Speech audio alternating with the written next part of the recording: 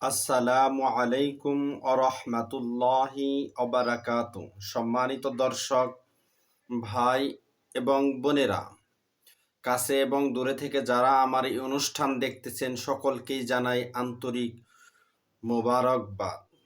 আমি মুফতি মোহাম্মদ জহিরুল ইসলাম আপনাদের সামনে নিয়ে এসেছি আজকে স্বপ্নে যদি আমরা কারো সাথে মারামারিতে বিজয়ী বা পরাজিত হতে দেখি তাহলে এর কি ব্যাখ্যা হবে? এই ব্যাখ্যা কি আমাদের ভবিষ্যতের জন্য খারাপ কিছু ঘটতে চলেছে নাকি ভালো কিছু? আসুন আমরা জেনে নেই নির্ভরযোগ্য কিতাব থেকে।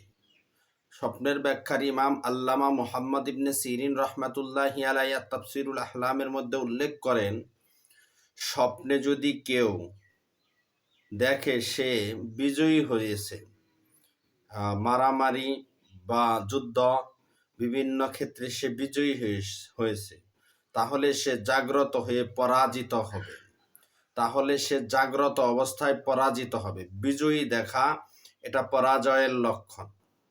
স্বপ্নে কাউকে চর মারতে দেখলে স্বপ্ন দশটা তাকে ওয়াজ নসিহত করবে। শুধুমাত্র স্বপ্নে যদি দেখে চর মারতেছে তাহলে স্বপ্ন দশটা তাকে ওয়াজ নসিহত করবে এবং গাফেলতি থেকে সাবধান করবে। স্বপ্নে কারো সঙ্গে যুদ্ধ করতে এবং আঘাতপ্রাপ্ত হতে দেখলে সে কোনো সঠিক বিষয়ে বিজয় ও সফল হতে পারবে।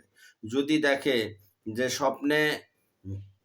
স্বপ্নে কেউ যে আঘাতপ্রাপ্ত হয়েছে, কোনো সঠিক বিষয়ে বিজয় বা সফল হতে পারবে না, এরকম দেখে সে আঘাতপ্রাপ্ত হয়েছে অর্থাৎ পরাজিত হয়েছে এমন দেখতে পায়, তাহলে সে আঘাতপ্রাপ্ত হয়েছে, তাহলে সে কোনো বিষয়ে বিজয়ী হতে পারবে না। বাস্তবে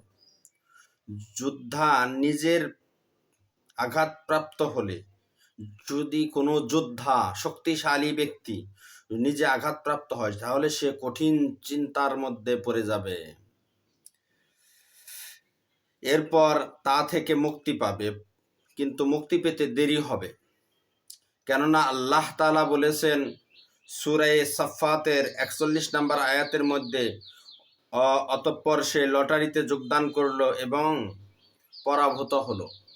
এজন্য পরাজিত হওয়া, স্বপ্নে দেখা এটা বিজয়ের লক্ষণ। যদি স্বপ্নে দুই ভিন্ন জাতির মধ্যে কুস্তি হয়, যেমন মানুষ এবং হিংস্র জীবজন্তু, তবে কুস্তিগীর ধরাশায়ীর থেকে উত্তম অবস্থানে থাকবে। তাহলে সেখানে যে মানুষ, সে তার বাস্তব জীবনে ভালো কিছু করতে চলেছে।